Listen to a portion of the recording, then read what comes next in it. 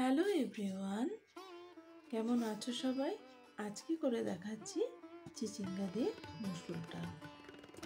এটা অনেক পুরনো একটা রেসিপি। কার কার বাড়িতে এভাবে চিচিঙ্গা দিয়ে ডাল হয় কমেন্টসে জানিও কিন্তু। একটা বড় সাইজের চিচিঙ্গা নিয়ে নিয়েছি। এবার চিচিঙ্গাটার একটু একটু করে খোসা রেখে ছাড়িয়ে নিচ্ছি। যতটা সম্ভব পাতলা করে চিচিঙ্গাটাকে কেটে নিতে হবে। মাকে দেখতাম বটিতে একদম সরু সরু করে কাটতাম।